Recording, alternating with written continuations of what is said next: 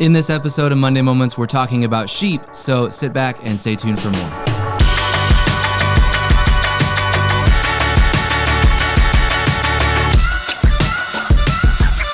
Hey there, welcome to another episode of Monday Moments, the show in which we take a deeper dive into Sunday's sermon. My name is Travis, your host. With me today is Pastor Dennis. Thanks for joining us. Hello there, Travis. Yeah, and if this is your first time to Monday Moments, we want to thank you for joining us. And as I said earlier, we just take a deeper dive into Sunday's message and all of the things that, we may not be able to include just because of time constraints in our Sunday services. And so we just have a conversation about that. So without further ado, let's jump into it. We are in our Sabbath series. Yes. Yep. 40 days of Sabbath. This is our second week. Psalm 23. Psalm 23 is our focus, and it's been really good. Pastor James did kind of a broad overview last week, and this week you dove into the first verse. First verse, the Lord is my shepherd, I shall not want. Yeah, and I thought it was great, and I loved your opening story of your interaction with the sheep, and that, for all intents and purposes, looked like it didn't have a shepherd. And then how you brought that back at the end of your message, I thought that was a really good way to illustrate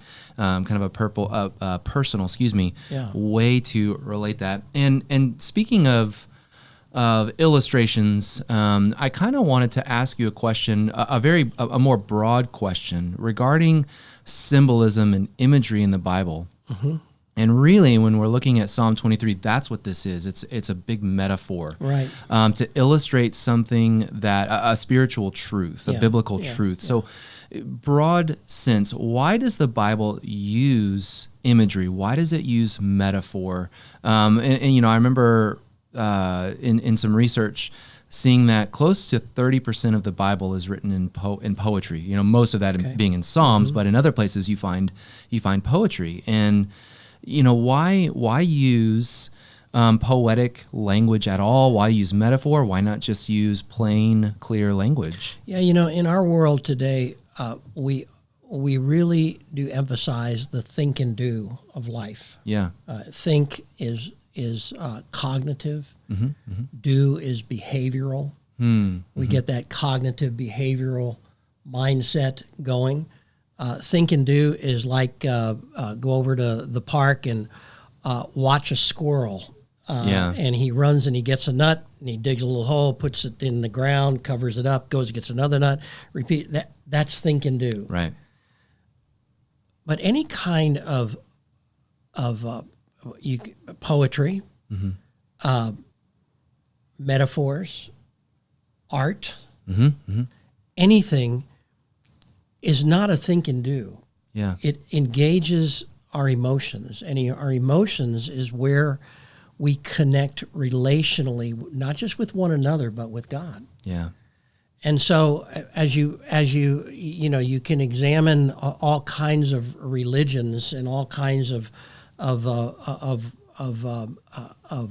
gods in the world, but part of the very uniqueness of the Creator God is that his whole desire was to relate to his creation. Yeah. And so consequently, this whole idea of engaging, whether it's, again, poetry, whether it is art, whether it is writing, all of it engages the emotions. And that is this great emotional response. Again, I thought about it, think of what it must have been like when David was writing. It was a song. Yeah, yeah. And that song, you talk about top 10 songs in all of creation. Yeah. That's one of them. Gotta be. Yeah. And what is it about? It's about this relationship that we have that is not about God taking care of us, doing stuff, or not about God telling us, here's the way I want you to think, but it's about this very relational model that we have of how God desires to relate to us. Yeah. And David got it. Right. He got it. Yeah. He got it. It wasn't a shepherd taking care of sheep. It was the shepherd. The shepherd. The shepherd. Yeah. Wow. Yeah. That's that just doesn't blow your mind or change your behavior. It creates this safe place that love is supposed to create. Right. I mean, when you look at sheep, they're not the easiest creation to be around. Yeah. You know? Yeah. And they're very very multifaceted. I mentioned some of that in the sermon. And that's us. Yeah. And yet yeah. God is really pleased with the way he created us. Yeah. Yeah. He really is. You know, and I think about, I think about a lot of things in regards to this, but, you know, you going back to creation, right? God, it wasn't just, okay, Adam, I'm putting you in the garden for a task, right? Yeah. Tend the garden, name the animals. That was certainly part of it. But especially as we're focusing on Sabbath, God wanted Adam to rest with him.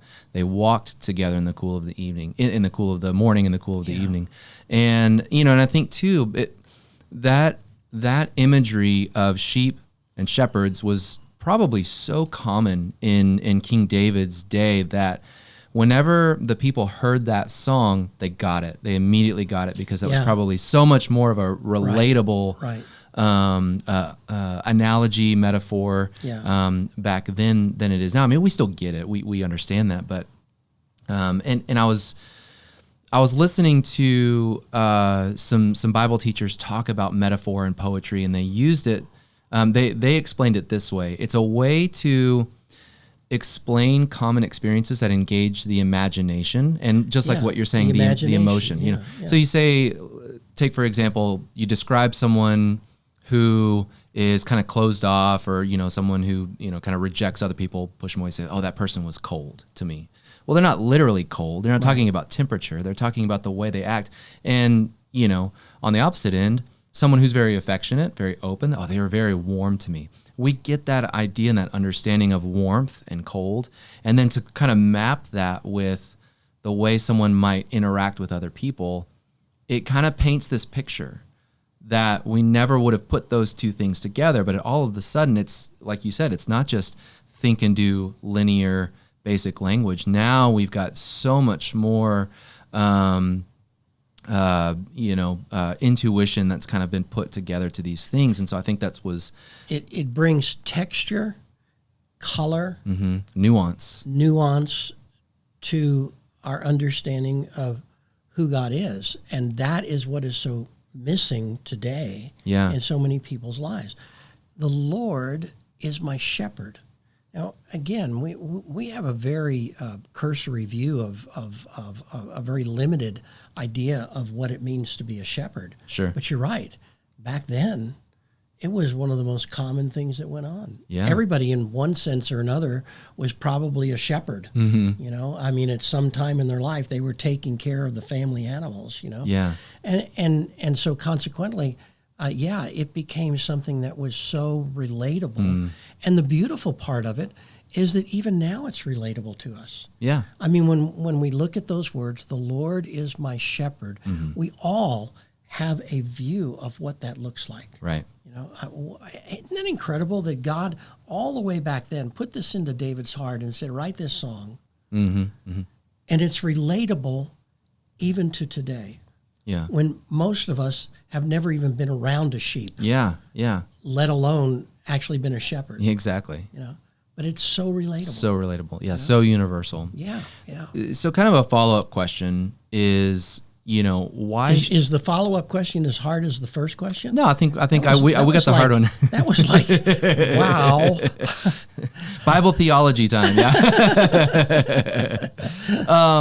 You know, why sheep? Why not some other type of animal? You know, cattle. You know, goats. You know, something else. Why sheep? Yeah, that's a great question. But again, as you look at the way God created sheep, those characteristics match us. Let's just take, for example, goats. Yeah. You know, goats are independent.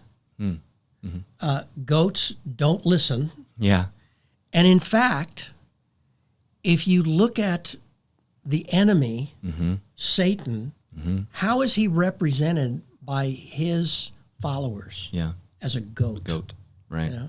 So every one of those animals, you could say, you know, has a persona, And God uses them throughout the Word. He uses horses, for example. Don't go down to Egypt and get horses. What does he mean? He told the Israelite king to always ride a mule. Right. You'll find people who'd want to debate whether it's better, mules are better than horses, but the bottom line is that the only place that you could get horses was Egypt. Don't go down to Egypt. It's not don't ride horses, it's don't go to Egypt. Right. And don't go backwards in your experience in order to think you're going to gain power. Yeah. You know? So there's all of those kinds of things, and sheep are this tremendous metaphor for the body of Christ. Yeah. We need a flock. Right. We shouldn't wander off. We're not burden bearers. Yeah. If we get turned over, we can't turn ourselves back over. Yep. All of those kinds of things. We are really not good at choosing our own way and walking there. Right. We tend to follow. And at times, if we do not determine who we're going to follow, we're going to wind up falling off a cliff somewhere. And even that whole idea of he's the shepherd that goes after the one that's lost. Right. It says something about sheep. It says that this is expected behavior. Yeah, yeah. It's not something that's going to gain a rebuke. If you're off lost, Jesus is going to come find you. Why? Because you're a sheep. He knows we're sheep. He knows we're sheep. Yeah. And what a, it's, again, you can't make this stuff up. Yeah. I mean, was God's plan from the beginning. Anyway, when he created sheep, he was thinking, this is going to be a good example of how I want my people to be. Yeah. And I think as it relates to Sabbath, there's a lot of security. If we will humbly accept that we are like sheep and we need a shepherd, there's a lot of security in that because God comes in and he becomes that good shepherd that we need, and I love that you talked about, even you just mentioned it, but on Sunday you talked about it when a sheep is cast down, it falls over its back and it can't get back up. It needs the shepherd. And why art thou cast down, O my soul? Yeah. That's King James, but it's right. It says it right there. Yeah. Yeah. Why are you cast down? And that was the term to this day that's been used for sheep who fall down and get on their back. Right. Watch an old dog get on their back and they scrunch around and that feels good, and then they jump up. Can't do that as a sheep. Not a sheep. Yeah. Not a sheep. Well, and how comforting to know that, when our soul gets into those times of feeling cast down and unable to get up on our own, we have a shepherd who promises to pick us up. Yes, and he does not say, when are you going to stop doing this? Yeah. He knows that we can't. Without the shepherd, we can't. Right. And so, I mean, it's like a little kid, you don't ever say to them, stop telling me you're hungry when you're hungry. Yeah. Because that's just being a kid. Yep. You're going to feed them. Exactly. You're not going to correct them, And that's the same way with us. When we get cast down, if we will stop trying to get ourselves right. Right. And turn to the Lord, he will come and he will find us and he will bring us right. He will make us upright again. Well, it's weirdly comforting. There's another psalm that says he knows our frame. He knows that we are but dust. And I know you've got a way that you like to teach on that psalm, but it's actually very comforting to know that God knows our frame. He made us. And so that expectation is already there, He knows we're just a bag of dirt. Yep. That's a good one. Yeah. So I love that you emphasize that this psalm is not really about the sheep. It's about the shepherd. Yes. And I know that we're going to continue to discuss and learn about and study this psalm as the weeks go on. Going from here, how would you encourage someone that might be stuck in this mode of think and do, and that's the only way they know how to relate to God? How would you encourage them to begin to engage the Lord beyond that as the good shepherd, whether it's through this psalm, beyond the 40 days of Sabbath, to begin to sort of break out of that mold, so to speak, and to relate to them as, I am the sheep, he's the shepherd. I think that as you look at the Bible, the different books in the Bible engage us at different parts of our makeup. And so the whole idea of the Lord being my shepherd, that's a relationship. Yeah. That's a relationship. That is set in the heart, you know. If I have a really good relationship with someone, then there's something in my heart about that person. And whether I talk with them every day or talk with them every 6 months or every whatever it is, there remains something in my heart. There's a heart connection. Yeah. And so if you want to encourage that, then read the books that are centered in the heart. Yeah. And one of the greatest one is the book of Psalms. Right. You know, you mentioned, was it Psalm 139? Yeah. Yeah. I read that all the time. Right.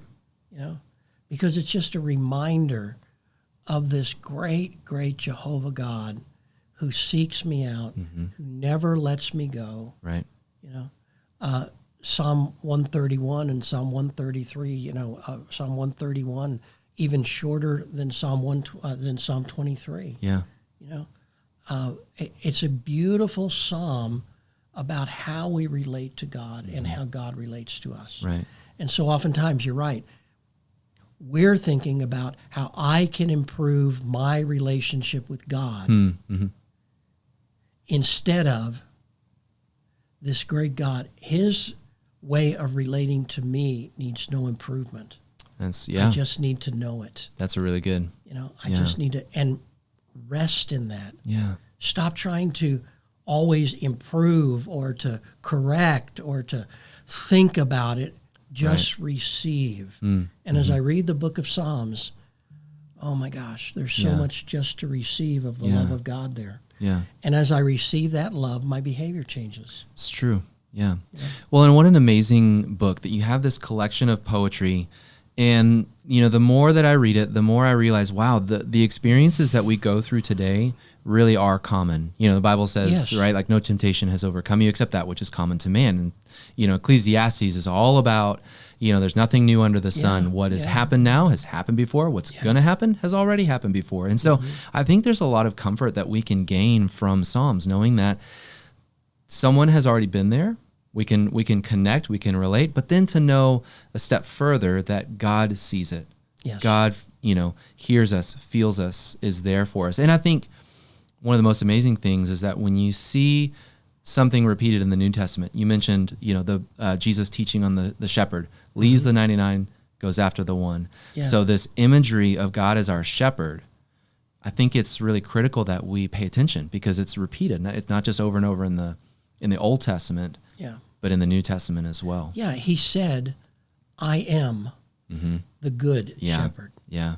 And it was a direct reference back to Psalm 123 or Psalm 23. Psalm 23. I just want to say 123. Yeah. Psalm 23. It was, and whether or not they got it or not. Yeah. I mean, what he was saying was David was writing about me. I'm the good shepherd, and it's not just the shepherd, the good shepherd. I'm the good shepherd. Right. So. Well, thank you so much. I know, as always, so much more that we could talk about this, but I really do appreciate you taking some time out of your day to talk a little bit more about this. And thank you so much for joining us for another episode of Monday Moments.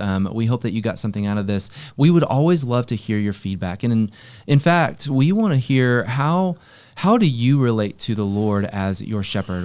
What has something been in your experience? Was there a moment in which God revealed himself to be your shepherd? Was there a book, a psalm, something that you read or something that led you into this relational breakthrough of I can rest in God being my shepherd? We would love to hear that and to continue to walk with you. So we just are so grateful for y'all joining us for another episode of Monday Moments, and we will see you next week.